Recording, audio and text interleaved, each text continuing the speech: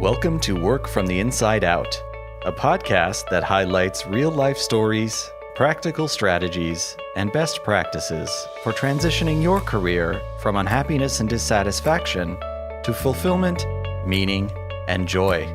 Now here is your host, career and executive coach, Tammy Guler-Loeb.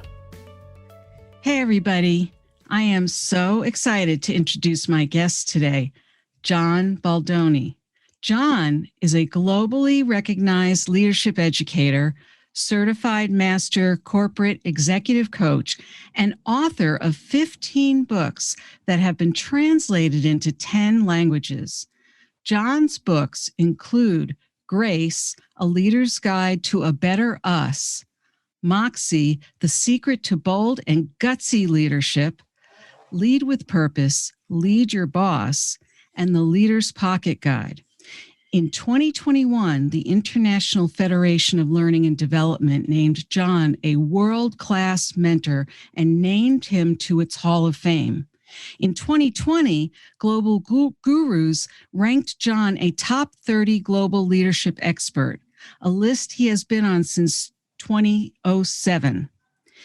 In 2018, Inc.com named John a top 100 speaker, and Trust Across America honored John with its Lifetime Achievement Award for Trust.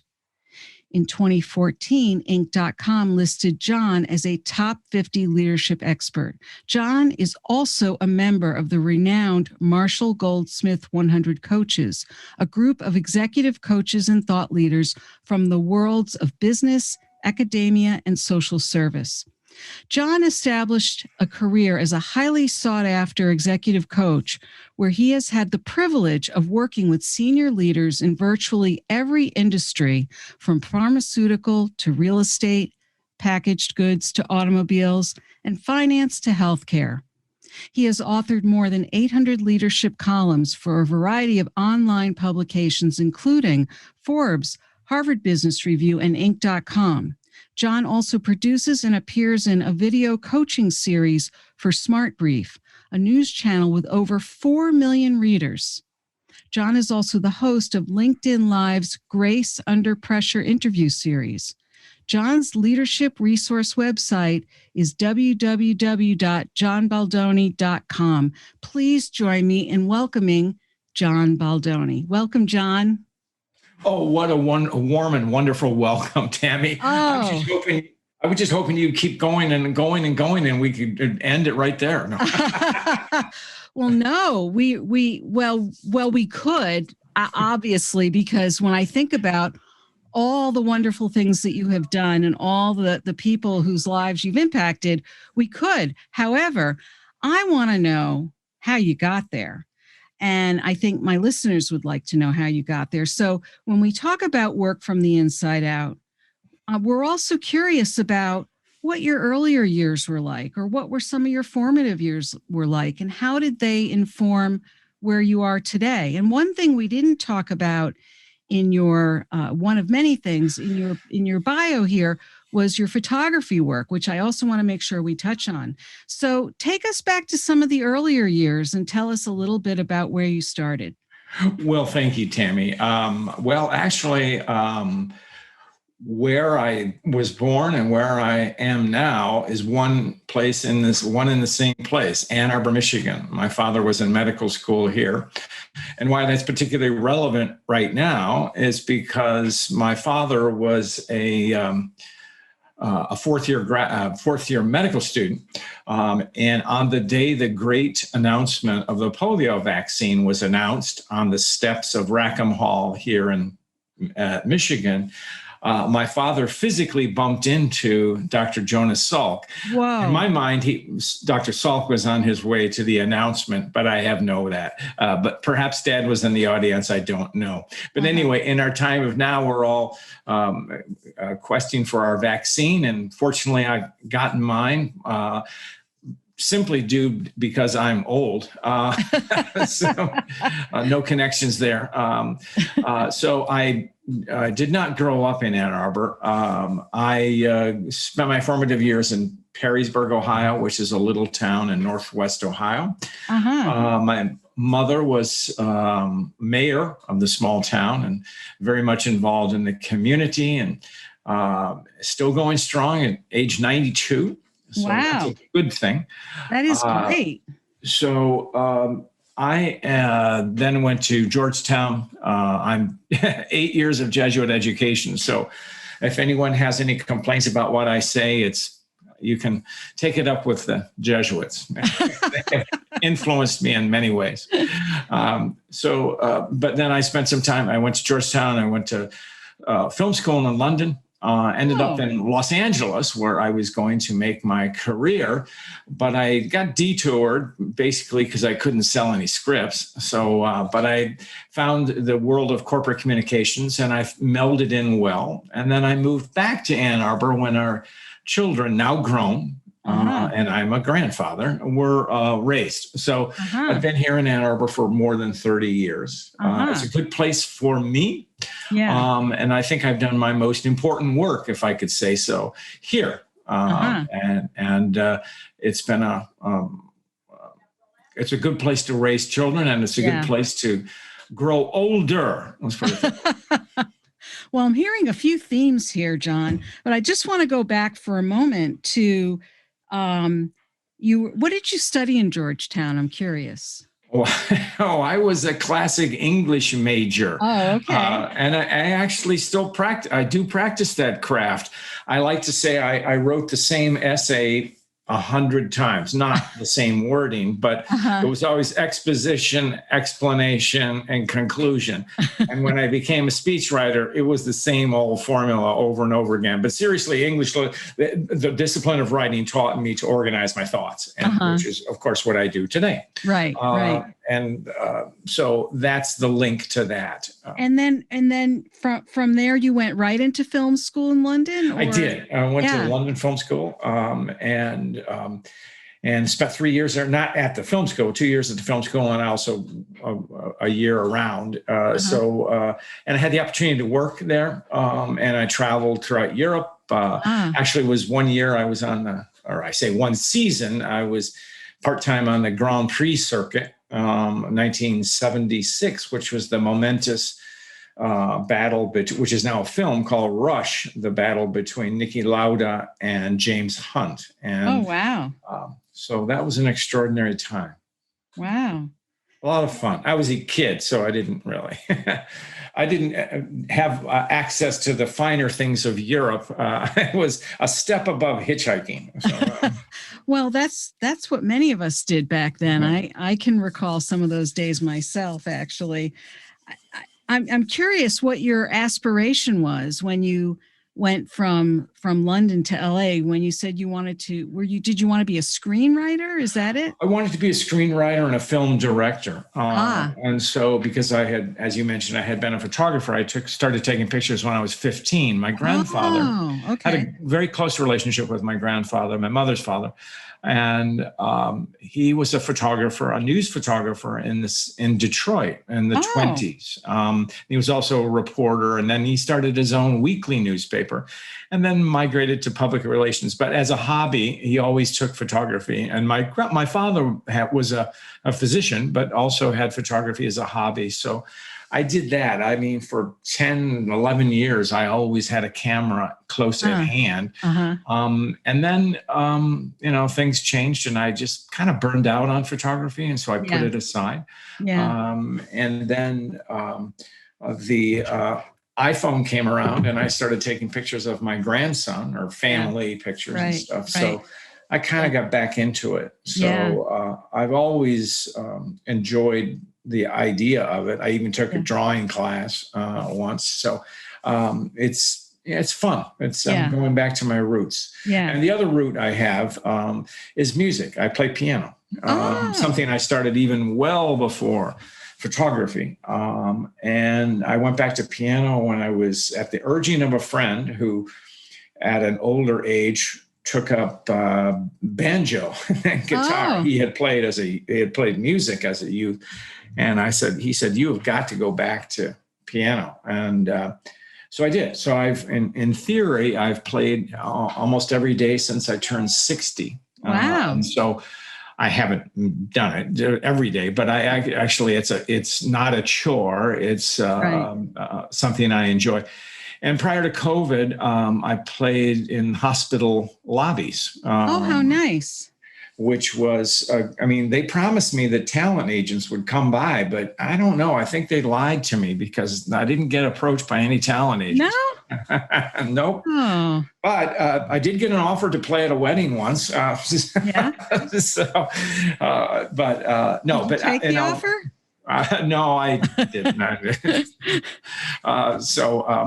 And one thing that did come out of that, and we'll tie it up, was that I think the reinforcement of the origins of my book, Grace, really came from my experience of being in a hospital lobby playing piano. Interesting. As a friend of mine said, when you play piano in a hospital, what you really are is a bartender that doesn't serve booze. So people would simply come up and talk, and I'm not a virtuoso, so I can stop and converse with anyone. And but more importantly, I was able to see acts of grace every time I was there. It was no one goes into unless you work there. No one wants to be in a hospital. So, but I saw the continuous act of kindness extended toward certainly patients, but patients, relatives, and all of those types of things. So that was a reinforcement of the importance of what grace is and can be. Yeah. So, what a nice thing. I mean, because you think about going into a hospital with so many other contexts. So that's live music of any kind, but in particularly a piano, warms up, it takes the edges off. Yeah. And I would watch people walk by and just smile. Because the melodies that I played, even though I have limited skills, were appealing. I like the American Songbook. And okay. I was just gonna ask you what kind of music you like to play. Yeah. And so those songs are timeless, and many people have heard them, but can't quite locate them. But the melodies and the harmonies are just wonderful, and so they're very appealing, and they're good for a background music, if you will. Yeah. Yeah. No, music does a lot of good things for people. There's no doubt about it. And this is really, you're full of surprises, John. This is great. Well, this is great. I don't know.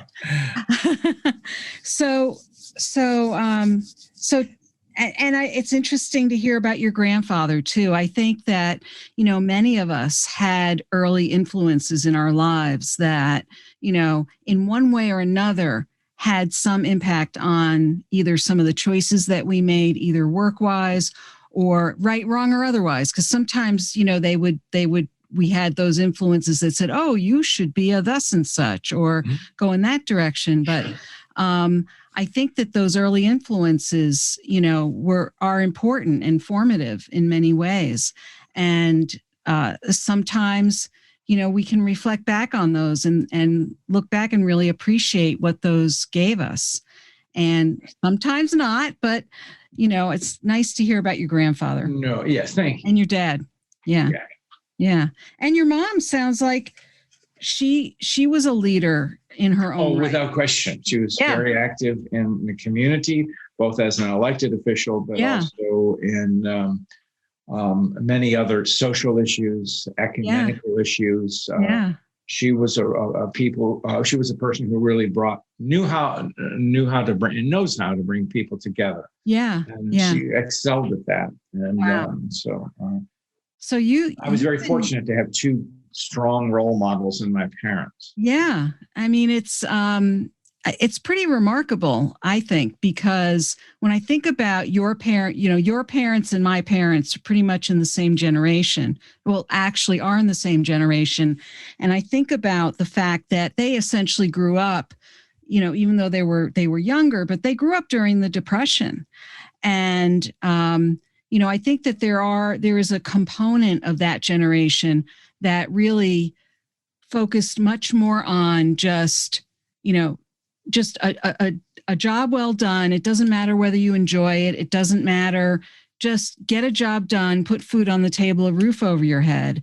And it sounds like your parents had careers that were very fulfilling and went beyond just the practical, pragmatic, matters of the day.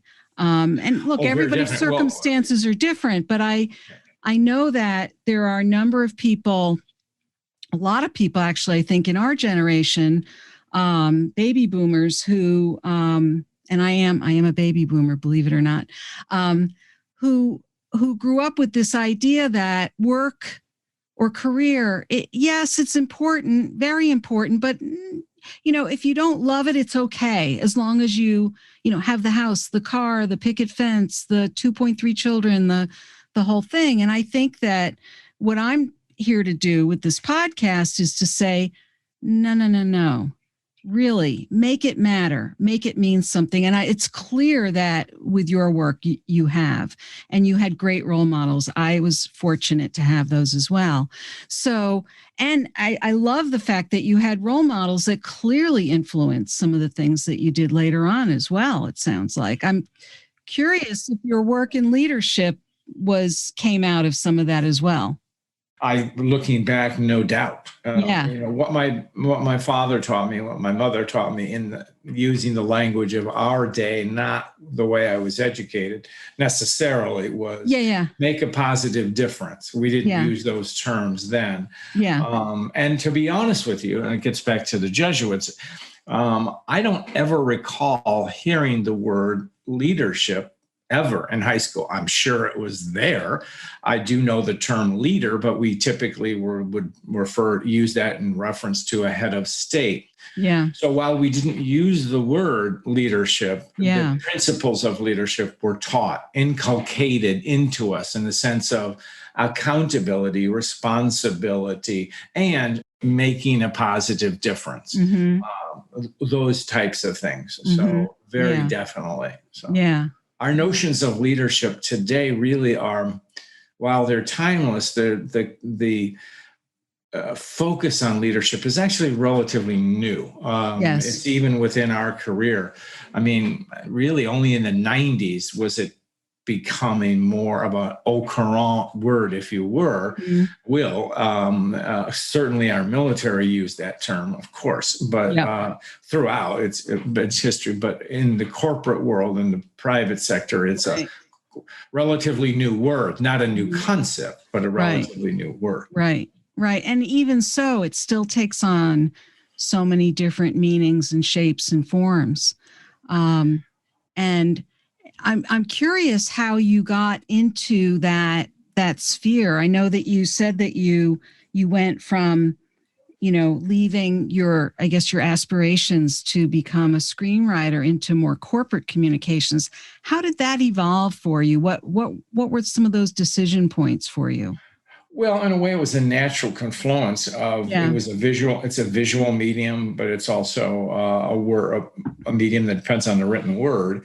And I actually liked it. So it was creative in that sense. It was a way to make a living. Yeah. The most important thing was I liked doing it. So, and then it afforded me a lifestyle that my nascent and unproductive film career didn't. And then over time, I became a speechwriter. And so at a young age, I was writing for people in very senior positions. And through that, this is where I kind of mark the idea of leadership. I was asked to write about leadership. And at that point, I started to explore it. And I actually went back to graduate school. And and then I sort of, as we would say, crossed the Rubicon, because one of the hallmarks of speech writing is anonymity. And I said to myself, well, I want to be the one saying these things. And if I did, that meant I was no longer a speechwriter. So, and anyway, and so I started writing for myself, books and then articles, and one thing led to another. And I, got my graduate degree, and then I got, What did you get your graduate degree in? I got it at the University of Michigan Dearborn campus, because the Ann Arbor campus, that would have been too easy. I could have walked there, but no, they didn't have the program I needed. So something called performance consulting, which is a combination of adult education and management studies. So kind of an amalgam of things, but that enabled somebody like me, a mature student, or maybe not mature, but older to dabble and be I mean, I took classes in the business school and things like that, but to explore different aspects of it. So that was a good thing. Yeah. And then I got involved in coaching and developed a career in that. So what I do now as an executive coach and teacher and writer is essentially a second career. Certainly coaching is a second career. Yeah. I haven't been doing it since my 20s. That's only my late 40s. Yeah. So, yeah. Yeah. I myself started coaching around 40 myself. So, yeah. So, so you finished your degree, you started coaching in your late 40s. It sounds like you thought things through, and it sounds like a natural evolution for you, but there was some intentionality on your part in terms of how you went about stepping in from one thing to the next, from speech writing, and then deciding, you know what, I want these ideas to be mine. I want to take greater ownership of what I'm thinking about and some of these ideas that I'm writing about. And, right. Well, you're right. The through line is my writing. And so that's what I did. And so when I'm asked what it is I do, or my purpose statement, my purpose statement is to help women and men learn to live and lead with greater purpose and with grace. And so how do I accomplish that? I do it in three ways. I teach and speak, I coach, and I write. And the three of those things revolve around, and it's a virtuous circle. Sometimes there's more coaching than speaking. Sometimes there's more speaking than coaching. But always there's writing, because I'm usually doing something, work on either if it's a column or a post or a book or a video or something. That's kind of what I do. And I've always been intrigued with different forms of media. Obviously it was a book, and then the blogging craze came in, and I got invited to write a whole bunch of stuff for Harvard Business Review when they were just launching the site. And they called us free rangers. We could contribute almost anything. And now that's a different world. It's a very different world. I've had the opportunity to work for them and for Forbes and for Inc. and Fast Company and now Smart Brief, which is quite, I love Smart Brief. And just for your audience, they may not be as familiar with it. It's a news channel segmented into 200 different segments, but I write for the leadership channel, which is has quite a few opt-in subscribers, but a lot of thought leaders are invited as contributors. And James Da Silva is my editor and a great editor there. Oh, wonderful. Great. Well, we'll include links to all of those things in the show notes for sure.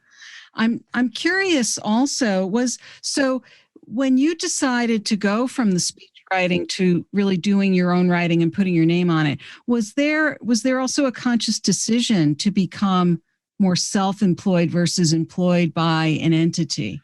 Well, I've actually always, since 1980, I've been self-employed because I was an individual, a freelancer, if you will. Oh, so even when you were speech writing, I had my own, employed. Okay. All right. Because for some people that's a big leap. Oh, it's a major. Especially when you have a family too, So, right. So that leap you had made some time ago then. I did. Right. So you've made a number of transitions throughout your career. You've been recognized all over the world for all the things that you've done. We've named we've named a lot of things here, John. But I'm curious in terms of thinking about the transitions. It sounds like you've just had such a rich and rewarding career already. I make it sound like it's all in the past. It's not. I get the sense that there's still so much more ahead of you. Well, that's and that's what I was starting to talk about. So I went into writing and then columns and blogs and all of those kinds of things, or more traditional things. Blogging is not traditional. It started at the early 2000s or before that.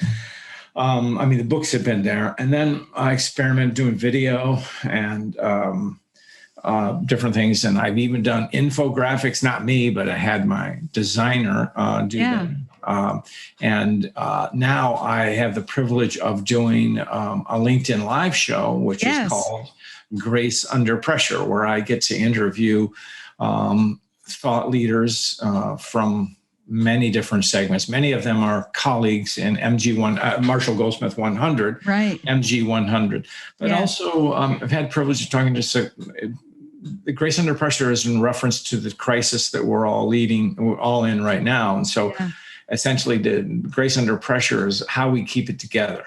And so that's what I focus on.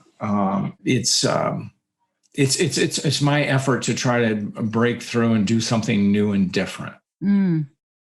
So when you say how we keep it together, are you saying how we keep it together? How leaders maintain equilibrium, how they rally their people, how they keep self-care, how they plan for the future. I mean, those are the sub-themes. Do we hit all those themes in every show? No. Because I have all kinds. I've talked about the diversity, equity, and inclusion. I've had, women leaders come on and talk about the challenges of women in management, women in leadership. We've addressed racial issues, racial inequity. But all of those are in the context of the time and in which we're living now.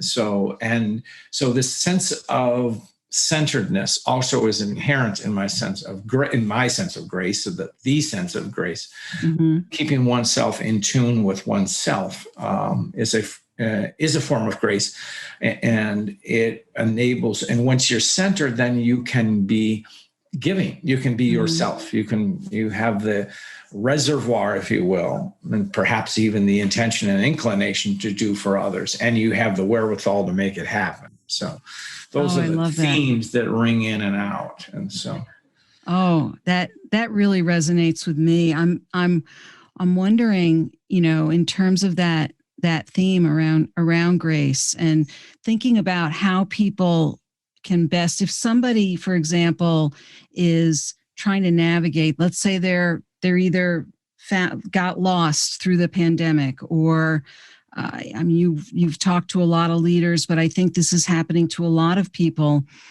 and they're trying to anticipate or plan for their next move to try to get back on their feet. What would be a key piece of advice that you might give somebody, whether they'd be a coaching client or just coming out of your work around grace and leadership? What would be a key piece of advice? Where would you tell someone to be looking to find that grounding for themselves? That's a very good question. And I'd say look inside yourself, take the measure of yourself, consider the accomplishments and the achievements that you've done in your life. That should give you a sense of confidence.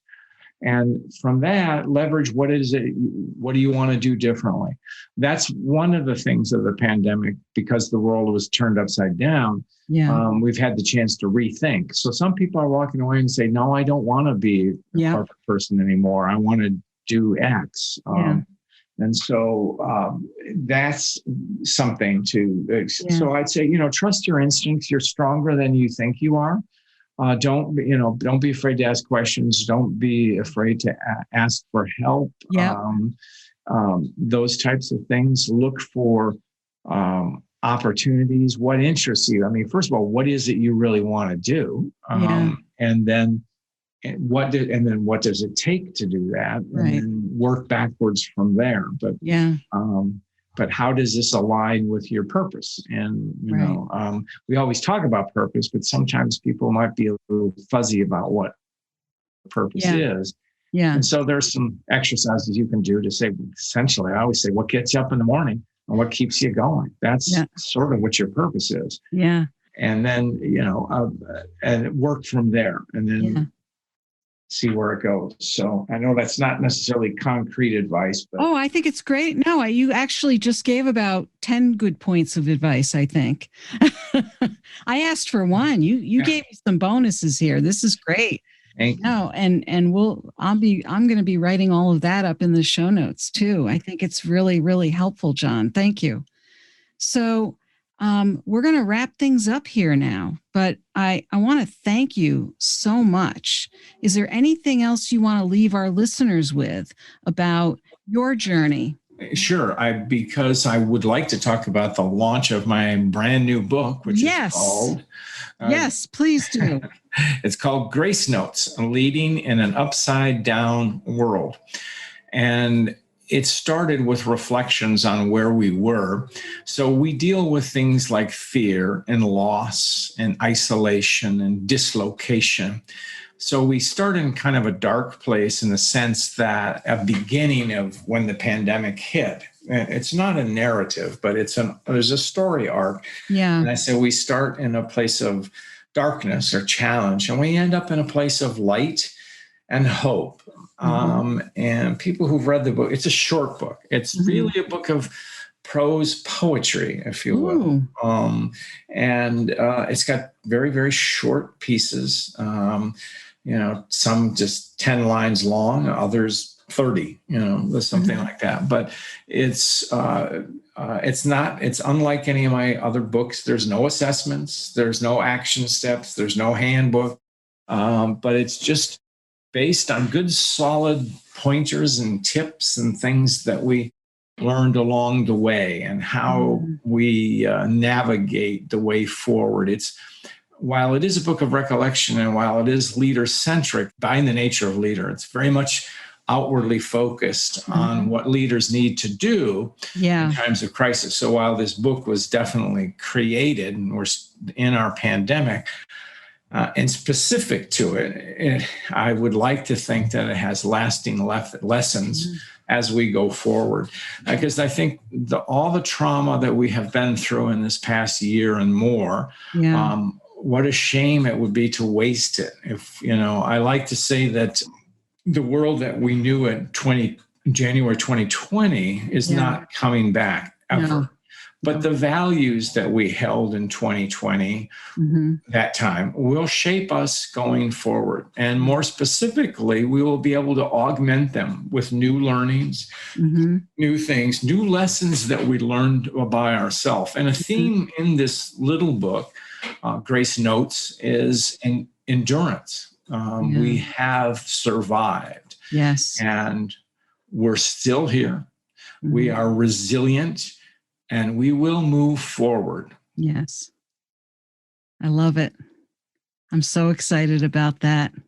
So that is your most recent book. There are many other great books you have written that also provide, I think, a lot of good wisdom and thought-provoking exercises for people to think about. But Grace Notes, Leading in an Upside Down World, is something that I think a lot of us could use right now.